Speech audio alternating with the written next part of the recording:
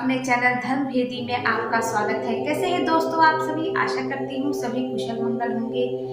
दोस्तों सबसे पहले आप सभी को नवरात्रि की ढेर सारी शुभकामनाएं। माँ आपके घर में सुख शांति बनाए रखें और आपके घर में ऐसे ही बरकत देते रहे।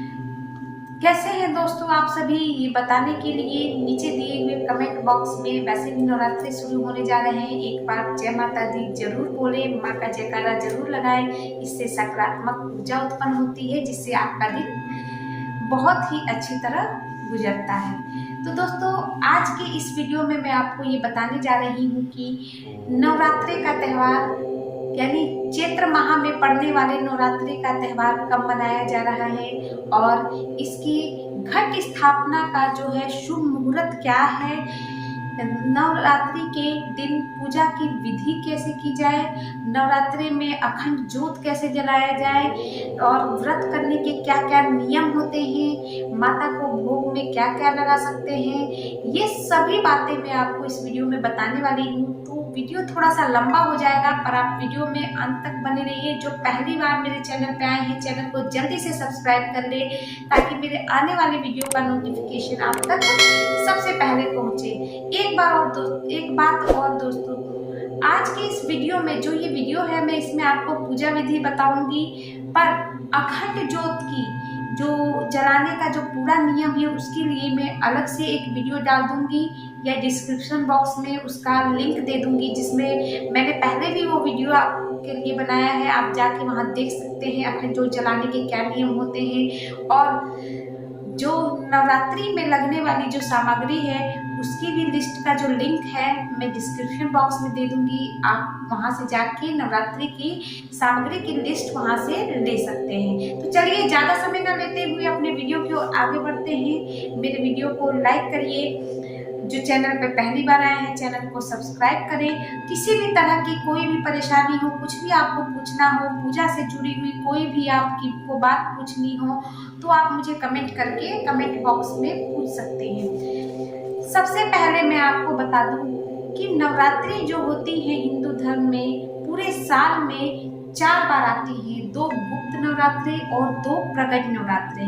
2 प्रगट नवरात्रि जो होते हैं वो एक चैत्र माह में आता है, जो चैत्र माह के शुक्ल पक्ष के प्रतिपदा में नवरात्रि आता है, उसे हम चैत्र माह का नवरात्रि कहते हैं। और एक होता है शारदीय नवरात्रि, जो कि दशहरे के समय जो नवरात्रि आता है, दशहरा के समय जो नवमी की पूजा करते हैं हम, उसे शारदीय नवरात्रि कहा जाता है। ये दोनों नवरात्रि जो नवमी होती हैं ये प्रगट नवमी होती है और बाकी 2 जो होती हैं वो गुप्त नवरात्रि होते हैं। तो दोस्तों इस बार जो है साल 2023 में चैत्र माह के शुक्ल पक्ष में जो नवरात्रि है वो 22 मार्च से आरंभ हो रही है और 30 मार्च को इसका समापन होगा। घट स्थापना का जो शुभ मुहूर्त है 6:23 से आरंभ हो जाएगा प्रातः और 7:32 तक ये घट स्थापना का शुभ मुहूर्त रहेगा, यानी 1 घंटा 8 या 9 मिनट लगभग ये शुभ मुहूर्त रहेगा। पर ऐसा नहीं है अगर आपका शुभ मुहूर्त निकल जाए तो आप घट की स्थापना नहीं कर सकती हैं, ऐसा बिल्कुल भी नहीं है। अगर आप मान लीजिए किसी चीज में थोड़ी सी देरी हो गई और नवमी का व्रत रखना है, आप उस टाइम में आप उस समय में आप घट की स्थापना नहीं कर पाती हैं, तो ऐसा नहीं है कि आप घट की स्थापना ही नहीं करेंगे, शुभ मुहूर्त निकल गया, ये बिल्कुल नहीं ऐसा होता है। माँ अपने बच्चों को हमेशा माफ करती है। आप घट की स्थापना करिए, माता से माफी मांग लीजिए और अपनी पूजा विधि संपन्न करिए।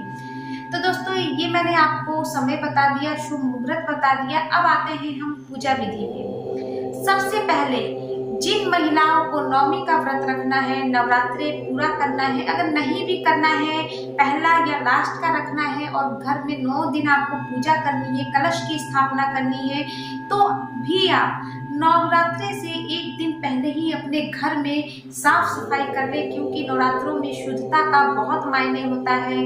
बिना शुद्धता के ये व्रत नहीं किया जाता है। वैसे तो कोई भी हिंदू धर्म में व्रत जो है बिना शुद्धता के नहीं किया जाता है, परंतु नवरात्रि में 9 दिन इस बात का ख्याल रखा जाता है कि हमारे घर में शुद्धता बनी रहे। दूसरी बात, आपको प्रातः नवमी वाले दिन सुबह उठकर स्नान आदि कर सबसे पहले अपने घर के मंदिर की सफाई कर लेनी है। उसके पश्चात आप जो पूजा की सामग्री मैं आपको बताऊंगी, वो पूजा की सामग्री आप एक दिन पहले ही इकट्ठा करके रख ले, अपने पास पूजा के स्थान पे रख ले, ताकि उस दिन पूजा करने में आपको कोई कठिनाई ना हो और शुभ मुहूर्त पे आप अपनी पूजा संपन्न कर सके। तो आपको उस दिन नवमी वाले दिन सुबह उठना है, स्नान आदि करके ब्रह्म मुहूर्त में सबसे पहले अपने मंदिर की सफाई कर लेनी है। मंदिर में गंगा जल चारों तरफ छिड़क देना है और उसके पश्चात एक चौकी लेनी है आपको। चौकी को आप गंगा जल छिड़क के साफ कर लीजिए। उसके बाद आप उस पर अक्षत छिड़क दीजिए और उस पर एक लाल कपड़ा या पीला कपड़ा आप बिछाइए। लाल कपड़ा बिछाएं तो बहुत अच्छा माना जाता है, माँ को लाल रंग अति प्रिय है, इसीलिए आप उस पे चौकी पे लाल रंग का कपड़ा बिछाएं। अगर आपके पास पहले से कोई मूर्ति है, आप उसी मूर्ति को स्थापित करना चाहते हैं, तो आप उस मूर्ति को उस चौकी पे स्थापित कर लीजिए। मूर्ति को गंगा जल छिड़क कर शुद्ध कर लीजिए और माता के लिए जब आप ऐसा कर लेती हैं, चौकी पे माँ को स्थापित कर लेती हैं, जिनको कलश की स्थापना करनी है अपने घर में, पूजा करने से पहले ही आपको साथ ही साथ वहाँ कलश की भी स्थापना करनी है और अखंड ज्योत जो लोग जलाना चाहते हैं वो भी उसी समय अखंड ज्योत प्रज्वलित कर लेंगे। उसके पश्चात ही जो भी आप दुर्गा माँ का पाठ करना चाहते हैं, दुर्गा चालीसा पढ़ना चाहते हैं, ये सब उसके पश्चात ही आरंभ करेंगे। तो सबसे पहले आपने चौकी बिछा ली, उस पर माता की मूर्ति रख ली, माता को बिंदी लगाई, लाल रंग की बिंदिया चढ़ाइए, सिंदूर अर्पित करिए लाल रंग का गुड़हल का फूल माता को बहुत पसंद है, लाल रंग का गुड़हल का फूल माता को चढ़ाइए और नई चुनरी चढ़ा दीजिए माता को लाल रंग की। इसके पश्चात अभी पूजा आपको समाप्त नहीं करनी है। जो भी भोग में जितनी आपकी श्रद्धा है, कोई भी फल आप माँ को चढ़ा सकते हैं भोग में। और उसके पश्चात आप लौंग का 7 जोड़ा अवश्य ले लें। लौंग का भोग बहुत ही महत्वपूर्ण माना गया है। अगर आपके पास भोग लगाने के लिए कुछ भी नहीं है माँ को, तो आप 7 लौंग का भोग लगा के भी माँ को संतुष्ट कर सकते हैं, माँ उससे ही खुश हो जाती है। तो जितनी आपकी श्रद्धा है, भोग लगाने के सामान माँ के सामने आप रख दें। उसके पश्चात आप घट की स्थापना, तो दोस्तों जैसे घट की स्थापना आपको करनी है, जिन लोगों को नवरात्रि में घट की स्थापना करनी है, इतना करने के बाद माता की ऐसे टीका लगा दे, बिंदी लगा दे, भोग लगाने के बाद आपको अभी पूजा संपन्न नहीं करनी है। एक मिट्टी का पात्र लेना है। जिन लोगों को के घर में जगह है, वो नीचे ही अपने कलश की स्थापना करना चाहते हैं, तो आप फर्श पे भी मिट्टी रख के उसमें थोड़ा सा जिसके आसपास गंगा जी की मिट्टी मिल जाए तो बहुत ही अच्छी बात है। जिन्हें नहीं मिलती है तो कोई बात नहीं, उस मिट्टी पे गंगा जल छिड़क दे आप, वो भी शुद्ध माना जाएगा। ऐसे तो मिट्टी शुद्ध ही मानी जाती है। आप जमीन पे भी रख सकते हैं नीचे अक्षत डाल के, नहीं तो आप एक मिट्टी का पात्र ले लीजिए, बाजार से मिलता है एक मिट्टी का पात्र गोल, उसमें आप मिट्टी भर लीजिए और जौ को एक दिन पहले ही ना भिगो के कपड़े में बांध के रख दीजिए। ऐसा करने से ना जौ बहुत अच्छी और हरी भरी निकलती है। और उसके बाद आप गीले कपड़े में जो जौ बांध के रखी है आपने रात को, वही जो आप उस मिट्टी में मिला दें और मिलाने के बाद आप जो कलश लाए हैं उस कलश को उस मिट्टी के ऊपर स्थापित करें। और ये स्थापित करने के पश्चात आप कलश के चारों ओर जो मुख पे है, डोली से आप मुख उसका लपेट दें और उस पे माला चढ़ा दें कलश पे। और जो कलश का जो मुख है उसकी चारों तरफ आम के पत्ते या अशोक के पत्ते लगा दें। कलश को ऊपर तक भर दें, उसमें अक्षत और सुपारी, फूल और पैसे यानी सिक्के आप डाल दीजिए उसमें जल में। और उसके पश्चात आप कलश के ऊपर नारियल स्थापित कर लीजिए। जिसके यहाँ जैसे नारियल स्थापित किया जाता है, मैं नारियल को ऊपर की तरफ मुख करके सीधा स्थापित करती हूँ। आपके यहाँ जो परंपरा चली जाती है कि किसी किसी में जो है नारियल ऐसे करके रखा जाता है, कोई कोई सीधा रखता है। तो आपके यहाँ जैसी परंपरा चली आ रही है, मैं नहीं कहूँगी कि आप कैसे स्थापित करें, आप उस अपने परंपरा के अनुसार नारियल स्थापित कर ले कलश पे। उसके पश्चात आप नारियल पे टीका, सिंदूर से टीका लगाए 5 बार, नारियल के ऊपर लाल रंग का कपड़ा लपेट दे और कपड़े के ऊपर फिर दोबारा आप रोली से उसको टीका करने। जब जो कुंवारी लड़कियां हैं, माता की पूजा हमेशा कुमकुम से करें, सिंदूर से बिल्कुल ना करें। हमेशा ये याद रख ले, सुहागिन महिलाओं को ही सिंदूर अर्पित करना चाहिए माता को। और जो कुंवारी कन्या है, जो कुंवारी लड़कियां हैं जिनकी शादी नहीं हुई है, वो माता को कुमकुम अर्पित करें। और जब आप इतना कर लेती हैं, उसके पश्चात आप नारियल को जब उस पर स्थापित कर दिया, नारियल के ऊपर जो है मौली से यानी कच्चे धागे से उस कपड़े को, या चुनरी, आपको अगर चुनरी चढ़ानी है तो नारियल को चुनरी से भी लपेट सकती हैं, स्थापित कर लें। उसके पश्चात आप कलश पे, जब आप कलश स्थापित करती हैं उससे पहले ही आप उस पे जो है स्वास्तिक का निशान बना लें। स्वास्तिक का निशान हमेशा संपूर्ण बनाए, ये मैं पहले और भी आपको कहती आई हूँ। कहीं पे भी हम स्वास्तिक का निशान जो बनाते हैं तो हमें ये ध्यान देना चाहिए कि स्वास्तिक का निशान कभी अधूरा नहीं बनाना चाहिए, संपूर्ण स्वास्तिक का निशान बना लें। और उस पर 5 बार कलश को टीका करके उनकी भी पूजा करें, कलश की भी पूजा करें। इस प्रकार सारी जब आप कलश स्थापित कर लेते हैं, स्थापित करते समय आप माँ का दिल से आह्वान करें, हे माँ, हम आपके नाम का कलश स्थापित कर रहे हैं, आप हमारे घर में विराजिए, हम आपका आह्वान कर रहे हैं, हम आपको पुकार रहे हैं, तो माँ आपके घर जरूर आएंगी।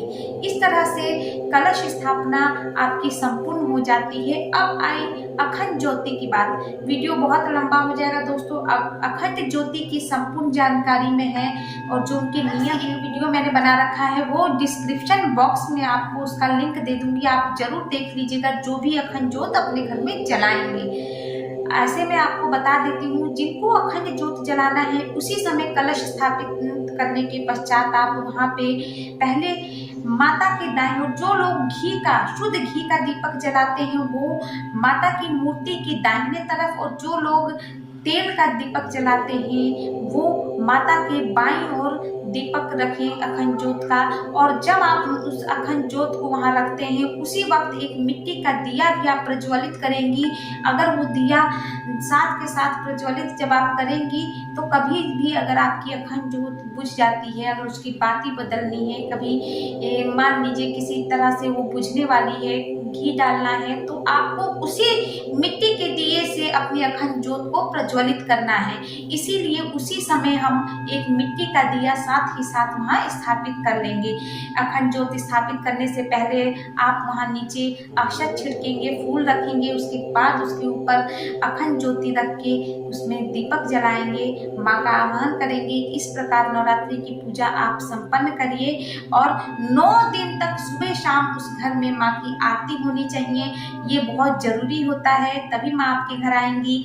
दूसरी बात, एक जरूरी बात मैं आपको बता दूं, कई महिलाएं ये सोचती हैं, आजकल सब कोई घर पे नहीं रहता है, कि सोचती हम कैसे 9 दिन की का व्रत नहीं रख पाएंगे, तो कलश स्थापित नहीं कर सकते हैं, अखंड ज्योत नहीं जला सकते हैं। तो मैं आपको ये बात बता देती हूँ, आप जला सकती हैं। अगर आपके घर में कोई रहने वाला है, घर आपका बंद नहीं होता है, तो आप उसकी निगरानी में आप अपनी अखंड ज्योत जला सकती हैं और कलश स्थापित कर सकती हैं। बशर्ते आपको ये ध्यान देना है, जब भी आपको अखंड ज्योत में घी डालना है, कुछ भी डालना है, तो आप उसमें उसे स्नान करने के पश्चात ही अखंड ज्योत को छुएंगी। उस बिना स्नान किए नहीं बदल सकती है, नहीं घी डाल सकती है, नहीं जला सकती है। तो ये आपको ध्यान देना है। और उस घर में अखंड ज्योत नहीं जलनी चाहिए जिस घर में लोग ताला मार के चले जाते हैं, ऐसा बिल्कुल भी ना करें। आप सुबह शाम आरती कर ले और उसी से माँ खुश हो जाती हैं। तो